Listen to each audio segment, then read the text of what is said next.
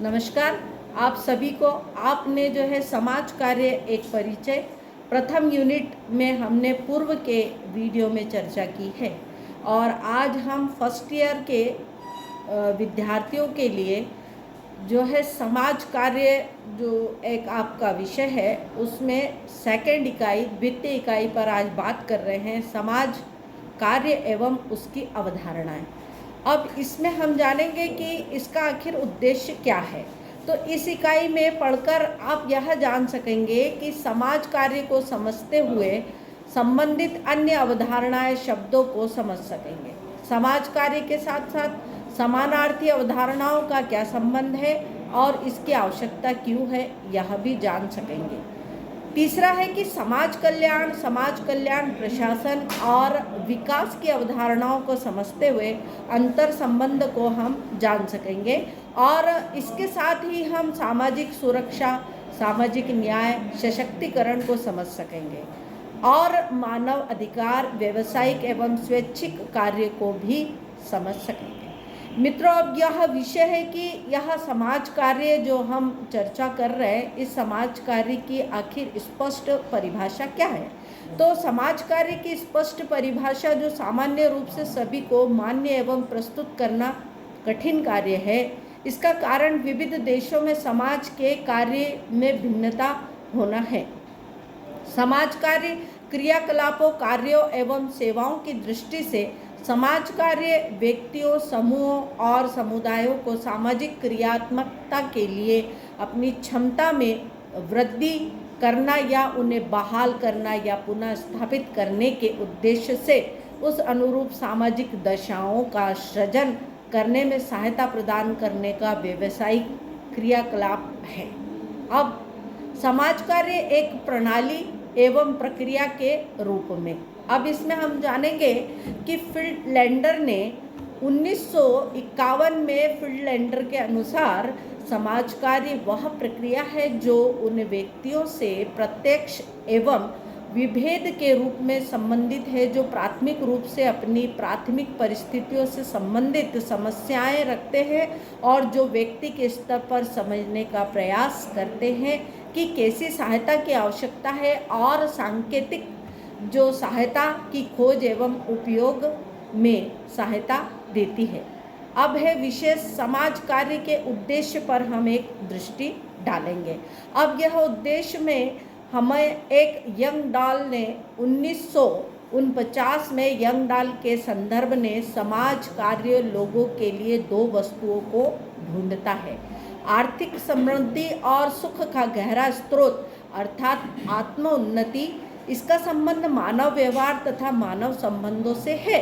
इसका ध्यान बिंदु व्यक्ति एक मान्यता प्राप्त वास्तविकता से उसका समायोजन होता है। समाज कार्य विज्ञान और कला के रूप में, समाज कार्य विज्ञान और कला के रूप में इसमें जो है फिनलैंडर के अनुसार इनकी परिभाषा है, यह है 1955 की। इसमें इन्होंने कहा है कि समाज एक विज्ञान और एक कला दोनों ही है और इन 6 विभिन्न प्रकार में व्यावसायिक प्रयोग में लाया जाता है ज्ञान एवं कुशलता, जिससे हम जातिगत समाज कार्य कहते हैं और समाज मूल पर आधारित है। समाज कार्य एक व्यावसायिक सेवा के रूप में, इसमें हम जानेंगे कि एल्डरसन ने 1945 में समाज कार्य एक व्यावसायिक सेवा है जिसका उद्देश्य लोगों की व्यक्तिगत या सामूहिक परिस्थिति में सहायता प्रदान करता है, जिससे कि वे अपनी विशेष इच्छाओं और योग्यताओं अनुसार संतोषजनक संबंध एवं जीवन स्तर प्राप्त कर सकेंगे। समाज कार्य भारतीय दृष्टिकोण में, तो मित्रों अभी हम जो चर्चा कर रहे थे समाज कार्य का जो परिचय है, यह परिचय हम देख रहे थे कि पाश्चात्य के विद्वानों ने किस तरह से परिभाषित किया है और इसको एक तरह से कि कमर्शियल स्थिति में समाज कार्य के परिचय से हमको अवगत कराया। अब हम जानेंगे कि हमारे भारतीय परिप्रेक्ष्य में समाज कार्य का दृष्टिकोण क्या है और इसके संबंध में विद्वानों ने क्या राय रखी है। तो इसमें है मूर्ति एवं राय ने 1970 में इन्होंने विषय रखा है कि समाज कार्य एक सहायता है जो उन व्यक्तियों और समूहों को दी जाती है जो मानसिक, शारीरिक, संवेदनात्मक, नैतिक और निर्णय योग से पीड़ित है, जिससे कि वह व्यक्ति या समूह अपनी सहायता स्वयं करने योग्य हो सके। इस प्रकार हमने समाज कार्य के संबंध और विभिन्न दृष्टिकोणों को समझा है। समाज सेवा का अभिप्राय व्यक्ति समूह की आवश्यकताओं की पूर्ति और स्वैच्छिक समाज सेवकों द्वारा करता है, जो मात्र और ना ही समाज सेवा का किसी रूप में प्रशिक्षित होने का महत्व है। समाज सेवाएं वह सेवाएं जो समाज द्वारा अपने सदस्यों को सुरक्षा, मानवीय साधनों के विकास के संदर्भ में की जाती है। इसके अंतर्गत शिक्षा, स्वास्थ्य इत्यादि समुचित व्यवस्था सम्मिलित की जाती है। निर्धनों के लिए उचित स्वास्थ्य, शिक्षा, आवास आदि की समुचित व्यवस्था करना समाज कार्य नहीं बल्कि समाज सेवा है।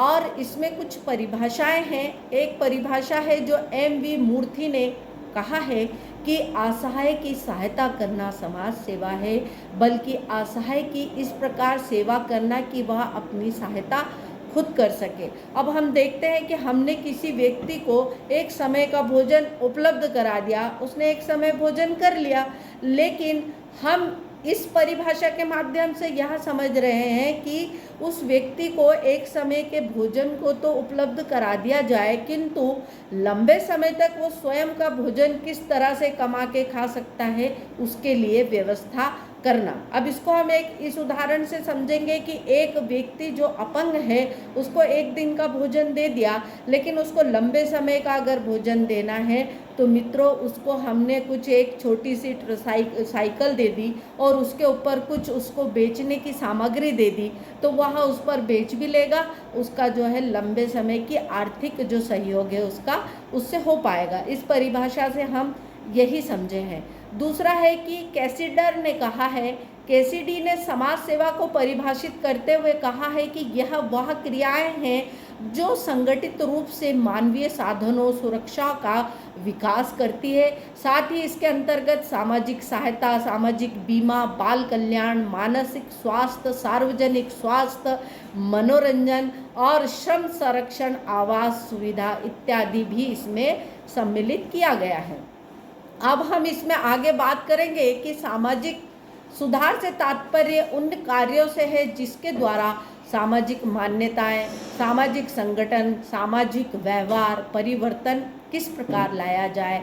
समाज सुधार का मुख्य उद्देश्य सामान्यतः संगठन के व्यवहार तथा कार्यों में परिवर्तन द्वारा सुधार करना है, अर्थात सामाजिक ढांचे में प्रजातांत्रिक और अन्य परिवर्तन लाके उसे वैध एवं सामाजिक मान्यता देना ही समाज सुधार है। समाज सुधार समस्याओं में परिवर्तन लाना का प्रयास करता है। जैसे कि हम अगर इसमें बात करें तो महिलाओं को मान्यता देने के लिए संघर्ष, हरिजनों के लिए सुधार करने की मांग, सती प्रथा, छुआछूत, बाल विवाह, दहेज प्रथा इत्यादि समाप्त करके समाज में सुधार लाने के उद्देश्य से विभिन्न प्रकार के उपक्रम और उसके लिए शिक्षा, ज्ञान और आदि जो है उसमें सुधार करना संभव है। सामाजिक संस्थाएं मूल्यों और व्यवहारों एवं संगठनों में एक प्रकार का लाभकारी परिवर्तन लाना ही समाज सुधार है। अब इसमें मित्रों हम बात करेंगे कि हमारे जो नटराजन हमारे यहाँ के जो एक परिभाषा जिन्होंने दी है समाज सुधार के संबंध में, उन्होंने कहा है कि समाज सुधार अपने और दूसरों के सामने आने वाली बाधाओं को दूर करने का प्रयास करता है और सामाजिक प्रगति के लिए अनुकूल दिशाओं का निर्माण करता है। समाज सुधार के लिए सामाजिक सुधार है, दृढ़ता, शक्ति का होना आवश्यक है और समाज का ढर्रे पर चलने की जो आदत होती है उसके लिए लंबे संघर्ष चलाने के बाद में भी अपेक्षित जो सुधार है वह संभव हो पाता है। इसमें हम देखेंगे कि पहले हम देखते थे कि सती प्रथा में जो है पहले किसी महिला के पति की मृत्यु हो जाती थी तो उसको उसके साथ में ही जो है एक तरह से सती होना पड़ता था और वो जिंदा उसको अग्नि को समर्पित किया जाता था। तो यह बेहद दुखद स्थिति थी। इसमें राजा राम मोहन राय ने बड़ा प्रयास किया और आधुनिक युग का यह बहुत ही सुंदर और अच्छा उदाहरण है मित्रों, ये आप इससे समझ सकते हैं। अब अपन बात करेंगे कि समाज कल्याण। तो समाज कल्याण से तात्पर्य ऐसी सेवाओं से है जो व्यक्तियों, समूह अथवा समुदाय की उन्नति व विकास के लिए व्यवस्थित की जाती है, जैसे कि शारीरिक, मानसिक, आर्थिक रूप से बाधित एवं अक्षमता और बाधाओं के कारण समाज अन्य वर्गों की अपेक्षाकृत पिछड़े होते हैं। अतः ऐसे पिछड़े लोगों के विकास के लिए, कल्याण के लिए जिन सेवाओं और व्यवस्थाएं की जाती है उसे ही समाज कल्याण कहते हैं। अतः समाज के पिछड़े एवं दलित को अन्य स्तरीय वर्ग के समीप लाने के संदर्भ में दी जाने वाली सेवा को ही समाज सेवा या समाज कल्याण के अंतर्गत आती है। समाज कल्याण शब्द में व्यक्ति तथा समुदाय संपूर्ण हितों की रक्षा का भाव निहित है। समाज कल्याण का लक्ष्य समाज में ऐसी स्थिति को पैदा करना है जिसमें प्रत्येक व्यक्ति बुनियादी आवश्यकताओं की पूर्ति कर सके और समाज कल्याण सामाजिक सेवाओं और समस्याओं को एक ऐसी संगठित व्यवस्था है जिसके उद्देश्य से रहन सहन, स्वास्थ्य और संतोषजनक स्तर को प्राप्त कर सके और ऐसे व्यक्तियों, समूहों की सहायता करता है।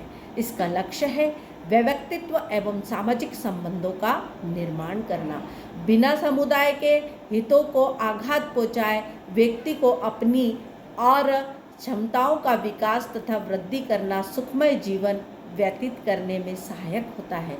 समाज का कार्य संबंधी ऋणदाता संघ की स्थापना, गलियों को पक्का करना, गांवों के लिए सहकारी समितियों का गठन करना और ऐसे काम में जिनकी गणना समाज कल्याण के कार्यों में नहीं होती है, इसके विपरीत बाल न्यायालयों की स्थापना करना, वयस्कों के अपराधियों के लिए पैरोल की व्यवस्था करना और वृद्धों तथा असमर्थों के लिए आवास और भिखारियों के आवास की व्यवस्था बनाना, जिनकी गणना समाज कल्याण के कार्यों में की जाती है।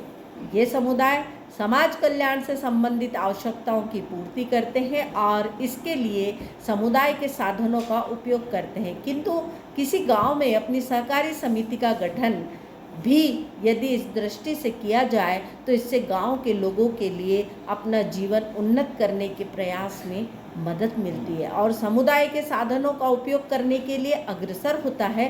समाज कल्याण कार्य ही इसको माना जाता है। इस प्रकार से आत्म सहायता के आधार से गांव, मोहल्ले और गलियों में कार्य को माना जाता है और इसमें समाज कल्याण के कार्य को समझा जाए तो वर्तमान समाज कल्याण कि सरकारी स्वैच्छिक संगठनों के उन प्रयासों के लिए उद्देश्य से परिवार और व्यक्तियों की सहायता की जाती है। अब इसमें लोगों की आर्थिक सहायता आ सके, लोगों की स्वास्थ्य संबंधी सेवा हो सके, समुचित आवास और सामुदायिक विकास को बढ़ावा मिल सके, सामाजिक समरसता को बढ़ावा मिल सके, मनोरंजन हेतु सुविधाएं उपलब्ध हो सके और शोषित व्यक्तियों के लिए रक्षा हेतु न्याय मिल सके।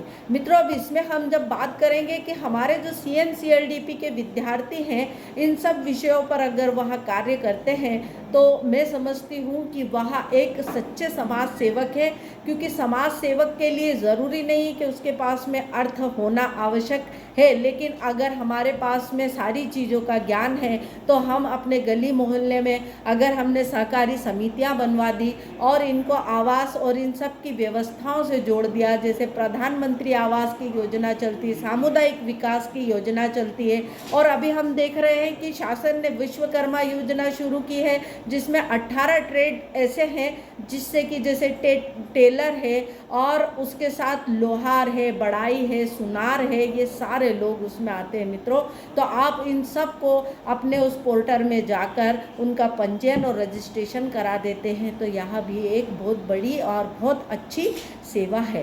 तो हम अपने विद्यार्थियों से निवेदन करेंगे कि वे पढ़ाई के साथ साथ अपने गली मोहल्ले और आसपास में जितने लोग रहते हैं उनको इस प्रकार से सहयोग करें। तो हम अगर किसी की सेवा के लिए आगे आते हैं तो ईश्वर हजार हाथों से हमारी सेवा के लिए तत्पर रहता है और हमें जीवन में कभी किसी कार्य के लिए संघर्ष और इसकी आवश्यकता नहीं होती है, क्योंकि ईश्वर अनेक हाथों से हमारी मदद करता है। अब हम इसमें परिभाषा पे बात करेंगे। तो परिभाषाएं हैं, ये फ्रेंड लैंडर ने इसमें कहा है कि समाज कल्याण सामाजिक सेवाओं एवं संस्थाओं का एक संगठित विधान है जो व्यक्ति और समूह को एक संतोषजनक जीवन स्तर और स्वास्थ्य से व्यक्तिगत और सामाजिक संबंध जो अपने पूर्ण योजनाओं को विकसित कर सके और प्राप्त करने की अनुमति दे सके और जो अपने परिवार और समुदाय की आवश्यकता की लय अपनी भलाई को बढ़ावा दे और इसके लिए यह निर्मित किया जाए। अब हम इसमें बात करेंगे श्रीमती दुर्गा देशमुख जी ने क्या परिभाषा दी है। तो श्रीमती दुर्गा देशमुख का कहना है कि समाज कल्याण की अवधारणा एवं अन्य सामाजिक जैसे कि स्वास्थ्य इत्यादि के भिन्न स्वास्थ्य शिक्षा भिन्न है, लेकिन समाज कल्याण जनसंख्या के निर्बल और अक्षम लोगों के लिए लाभ के लिए विशिष्ट कार्य करता है, जिसमें महिलाओं, बालकों, विकलांगों और मानसिक रूप से अविकसित तथा अन्य प्रकार में अक्षम व्यक्तियों के सेवार्थ सेवाएं सम्मिलित है। अब इसमें जो है DL पाल चौधरी उन्होंने कहा है कि समाज कल्याण का उद्देश्य कमजोर वर्ग की ऐसी जनसंख्या की सेवा करना है जो विशिष्ट रूप से शारीरिक, मानसिक, आर्थिक तथा बाधिक अनेक समाज द्वारा प्रदत्त सेवाओं का उपभोग करने में असमर्थ है अथवा उन्हें सेवाओं के उपयोग में पारस्परिक रूप से वंचित कर दिया गया है। तो मित्रों, हमने अभी ये जानी कि ये परिभाषाएं हैं जो कि हमें विद्वानों ने जानकारियां दी है। अब हम बात करेंगे कि समाज कल्याण प्रशासन क्या है। तो ये है, इसमें हम देखेंगे कि सोशल वेलफेयर एडमिनिस्ट्रेशन यानी समाज कल्याण प्रशासन का व्यवहारिक रूप सामान्य प्रशासन के पास है। मध्य प्रदेश में सामान्य प्रशासन यह कार्य को देखता है और परंतु इसमें मानवीय समस्याओं के समाधान हेतु मानव आवश्यकताओं की संतुष्टि के लिए प्रयत्न किया जाता है। अतः प्रशासक के लिए विशेष ज्ञान की आवश्यकता होती है। इसके लिए समाज कार्य के दर्शन, उद्देश्य और कार्यक्रमों के लिए आवश्यक परिचित होना आवश्यक है, जिससे समाज कार्य के तरीके, सामाजिक निदान, उसका ढंग, सामूहिक व्यक्ति और आवश्यकता और संस्थाओं आदि से इसका संबंध होना आवश्यक है। तो इसके लिए मैं अपने जितने हमारे विद्यार्थी उनको बताना चाहती हूँ कि जो हमारे यहाँ पर भोपाल में सामान्य प्रशासन जो विभाग है वहाँ हमारे यहाँ पर इस तरह की जो कल्याणकारी योजनाएं हैं उनको बजट अलॉट करता है और उसमें हमारी स्वयंसेवी संस्थाएं जुड़कर वहाँ से बजट लेकर इस विषय को लेकर कार्य करती हैं। अब हम जानेंगे कि इसमें परिभाषाएं क्या क्या है।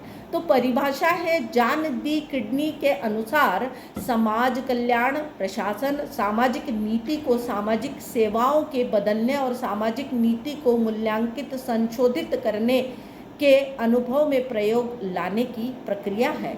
और प्रोफेसर राजा शास्त्री के अनुसार सामाजिक अभिकरण या सरकारी या गैर सरकारी कल्याण कार्यक्रमों से संबंधित प्रशासन को समाज कल्याण कहते हैं।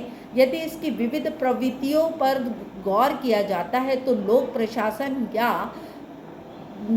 व्यापार प्रशासन ही की भांति होता है, किंतु इसमें बुनियादी भेद भी होता है जिसमें विभिन्न स्तरों पर मान्यता और जनतांत्रिक का अधिक से अधिक ध्यान कर कर व्यक्ति को वर्ग से संबंधित प्रशासन आ जाता है और वह बाधित होता है।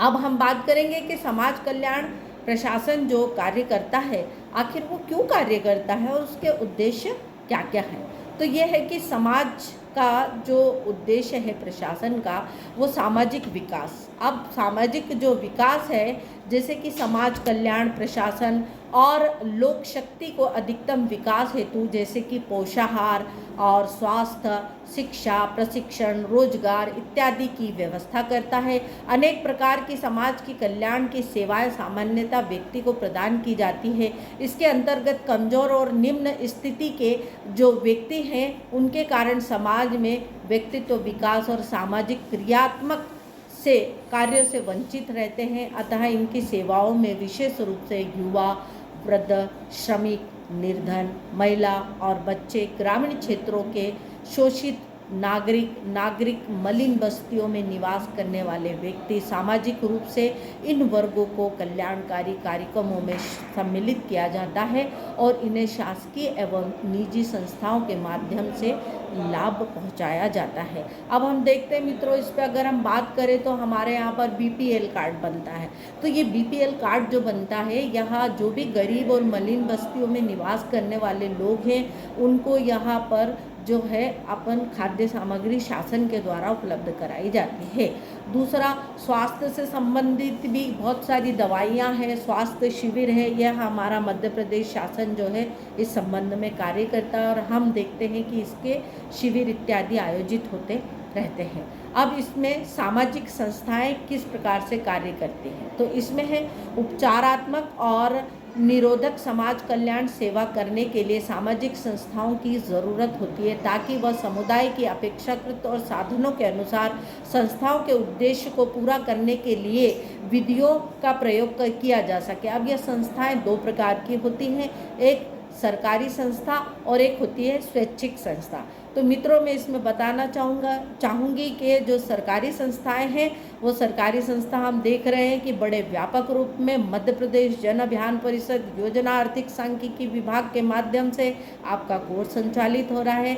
यहाँ है सरकारी संस्था। और गैर सरकारी स्वैच्छिक संगठन जो आप देखते हैं कि जो एनजीओ काम करते हैं वो इसके अंतर्गत आ जाते हैं और या इन पर कार्य करते हैं। अब है आर्थिक विकास। तो एक विकासशील देश राज्य प्रमुख कार्य आर्थिक विकास होता है जिससे कि राज्य की क्षेत्र में बढ़त होती है, निजी क्षेत्र की व्यवस्था बनी रहती है, इसके साथ उचित प्रोत्साहन एवं नियंत्रण मिलता है और आर्थिक विकास में समाज कल्याण का सहयोग आवश्यक होता है। अब इसमें है चौथे नंबर पर कानून व्यवस्था का संरक्षण।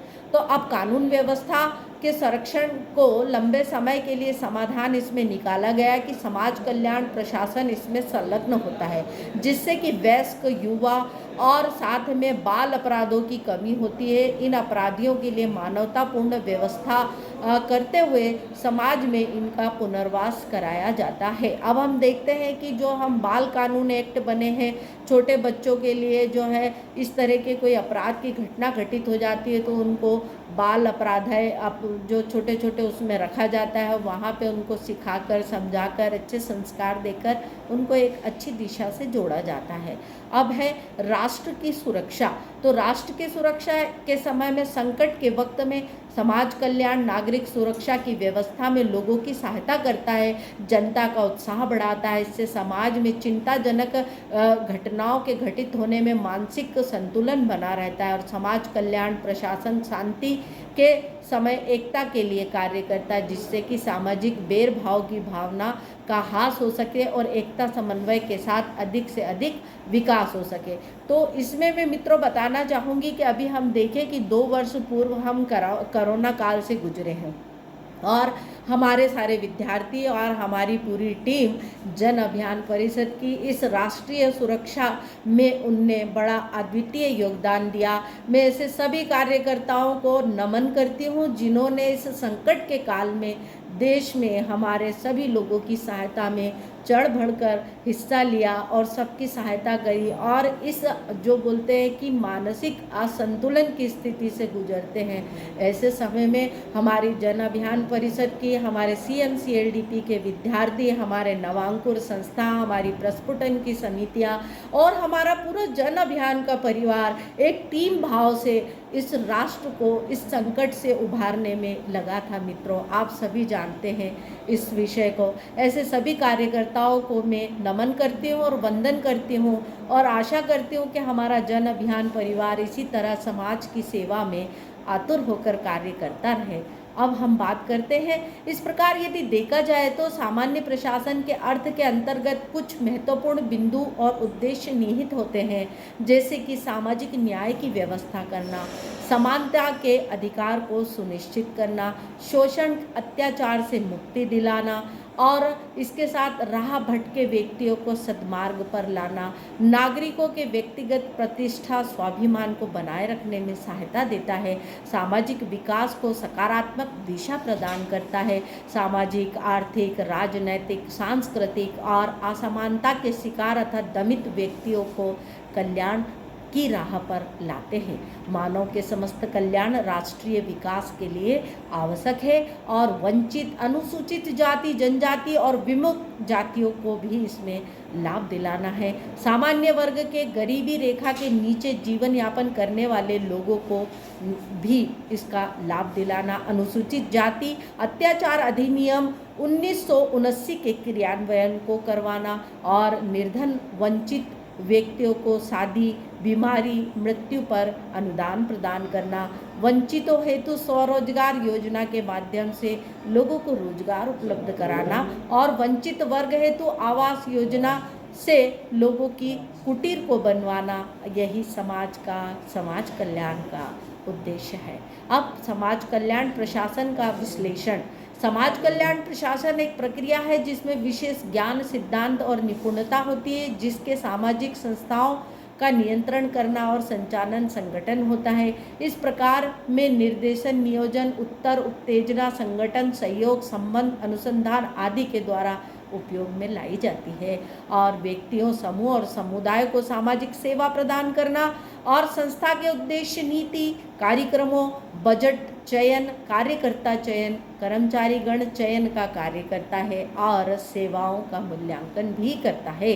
प्रशासन का प्रजातांत्रिक सिद्धांतों पर आधारित होता है। अब हम बात करेंगे मित्रों कि समाज कल्याण प्रशासन के मुख्य कार्य क्या क्या है। तो समाज कल्याण प्रशासन का मुख्य कार्य है व्यक्तियों द्वारा निर्धारित किए गए उद्देश्य को प्राप्त करने और उनकी ऊर्जा को व्यवस्थित करना ताकि समाज में सुधार ला सके। संस्था द्वारा निर्धारित किए गए उद्देश्यों को प्राप्त करने के लिए सामान्य प्रशासन के निम्नलिखित यह कार्य हैं, जैसे कि संस्था के मुख्य उद्देश्य सूचना प्राप्त करना, पूरी स्थिति को समझना और अत्यंत आवश्यक संस्था एक विशिष्ट भौगोलिक क्षेत्र की विशिष्ट समस्याओं को ध्यान देती है। अब हम इसमें बात करेंगे मित्रों कि ये जो पॉइंट पे हम बात कर रहे हैं कि सूचना प्राप्त करना, समझना और विशिष्ट भौगोलिक क्षेत्र की समस्याओं पर ध्यान देना। अब हम इसमें देखेंगे कि कई क्षेत्र ऐसे होते हैं कि कुछ विशिष्ट प्रकार की प्रजातियां वहाँ निवास करती हैं और उनकी विशिष्ट प्रकार की समस्याएं होती हैं। जैसे कि हम ब्रानपुर की बात कर रहे हैं तो यहाँ पर खकनार विकास खंड के दांत पहाड़ी पंचायत में पाचोली करके एक गांव है, वहाँ पर सिकरवार समुदाय रहता है। उनकी एक विशिष्ट प्रकार की समस्या रही है कि वहाँ कुछ अनैतिक हथियार बनाने का कार्य करते रहे और उसके कारण हमारे समाज को संकट की स्थिति होती है। तो विशेष भौगोलिक स्थिति में वहाँ पर प्रशासन उनका जो है एक प्रकार से अनुमूल्यांकन और उनकी पूरी सर्वे करने के बाद वहाँ की योजनाएं अलग प्रकार की बनाएगा। झाबुआ में रहने वाली जनजातियों की समस्या, वहाँ की जानकारी लेकर उनके लिए अलग कार्य होगा और डिंडोरी की जनजातियों को देखकर वहाँ की समस्याओं पर अलग प्रकार से कार्य किया जाएगा। और अगर शहरी क्षेत्र की बात करें तो इंदौर है, तो इंदौर की मलिन बस्तियों पर अगर कार्य कर रहे हैं तो वहाँ का भौगोलिक क्षेत्र और वहाँ की स्थिति अलग प्रकार से जानकारी ली जाएगी। अब हम बात करते हैं कि एकत्र की गई सूचनाओं का विश्लेषण तथा सामाजिक समस्याओं का समाधान करने के लिए समुचित उपाय किया जा सके। समाज कल्याण संस्था का कार्य निर्धारित क्षेत्र में समाज की समस्याओं को दूर करना, समस्याओं का नियंत्रण करना, समाज कल्याण के उद्देश्य को प्राप्त करने के लिए प्रभावशाली नीति और कार्यक्रम की योजना बनाना और समाज कल्याण के उचित अभिभार में पर्यवेक्षण करना और कार्मिक की पहचान करना, पता लगाना कि इसके उद्देश्य कर सके और संस्था के लक्ष्य की प्राप्ति करने के लिए कार्यक्रमों के क्रियान्वयन करने के लिए जानकारी प्राप्त करना और स्वयंसेवी संस्थाओं, कल्याण की संस्थाओं, उसके उद्देश्यों का पता लगाना। इसमें ही नियम, विनिमय, व्यवहार, प्रक्रिया आदि सभी संस्थाओं और कर्मचारियों की एक जवाबदेही संस्था के उद्देश्यों को सरलतापूर्वक प्राप्त कर सके। संस्था को समुचित आलेख और रिपोर्ट रखना चाहिए। संस्था की प्रगति का पता लगाने के लिए रिपोर्टों को विश्लेषण की आवश्यकता होती है। इसमें वित्तीय व्यवहार में बहुत किफ़ायती ढंग से सख्ती से निर्धारित की जाने वाली दुरुपयोग न किया जाए, इसके लिए वित्तीय का उचित प्रकार से उपयोग करके लेखांकन किया जाए और संगठन की रीढ़ होता है लेखांकन करना, उसका विकास करना, उसका प्रबंधन करना। तो यहाँ हम अभी समझ रहे थे कि इसकी नीतियाँ और इसके प्रशासन पर अब हम बात करेंगे कि सामाजिक विकास यानी कि सोशल डेवलपमेंट। तो सामाजिक विकास की एक लंबी प्रक्रिया है, इसके दूरगामी परिणाम निकलते हैं। उद्देश्य कुछ व्यापक सामाजिक उद्देश्य, आदर्शों और सामाजिक आर्थिक विकास में सिमटे हुए माध्यम सामाजिक तत्वों को प्रकाश में लाया जाता है और आवश्यक रूप से अतः साधारण शब्दों से कहा जा सके तो सामाजिक विकास एक प्रकार की प्रक्रिया है जिसके कारण अपेक्षाकृत एक सरल समाज, विकसित समाज को परिवर्तित हो सके। इसकी उपरोक्त व्याख्या जो है सामाजिक विकास के कारण समाज में शिक्षा का स्तर, सामाजिक गतिशीलता, नगरीयता के दृष्टिकोण का उल्लेख है। अब हम बात करेंगे सामाजिक विकास की अवधारणा। तो सामाजिक विकास की अवधारणा जो है 21वीं सदी के लिए सामाजिक विकास वास्तव में विकास शब्द अपनी अंतर्निहित विशेषताओं के कारण सामाजिक विषयों के केंद्र बन गया है। आरंभिक सामाजिक विकास के पर्याय में अगर इसको देखा जाता है तो मानवीय आवश्यकताओं की संतुष्टि को गुणात्मक रूप से सुधार किया जा सके, इसके लिए हम इसे मानवीय आवश्यकताओं का अध्ययन करेंगे। अब मानवीय आवश्यकताएं क्या है मित्रों? तो हमारी सारी इच्छाएं जो है वह पशुवत है किंतु उसकी पूर्ति सांस्कृतिक तरीके से की जा सके, जैसे कि पोषक आहार, यौन इच्छाओं की पूर्ति और संतानोत्पत्ति, दूसरों की देखभाल करना, सुरक्षा, आवास इत्यादि मूल आवश्यकताएं होती हैं जो कि प्राणियों में समान रूप से मिलती है। यही कारण है कि जो है समानता समाप्त हो जाती है और जब बचा हुआ भोजन जो है समाज में खाने की हमारी पसंद विभिन्न प्रकार की शैलियों में प्रतिकीर्ति होती है तो समाज को एक दार्शनिक लक्ष्य हो जाता है जो मनुष्यों में ऐसा नहीं होता है। जैसे अर्थ, धर्म, काम, मोक्ष मनुष्य को जो है रक्त संबंध में ऐसा करने से बाध्य करता है और अंतर्गोत्रीय और बाह्य गोत्रीय यौन संबंध करने के कड़े नियम है। ये समाज में वैज्ञानिकों का मत है कि इसके लिए प्रजातियां सुरक्षित और स्वस्थ बनी रहे, इसके लिए विवाह का होना आवश्यक कहा गया है। अब इसमें हम बात करेंगे कि मनुष्य एक सामाजिक प्राणी है और वह समाज में रहता है और वह जो है पशुओं से भिन्न है। तो समाज में रहता है तो सामाजिक नियमों का पालन करना उसे आवश्यक होता है।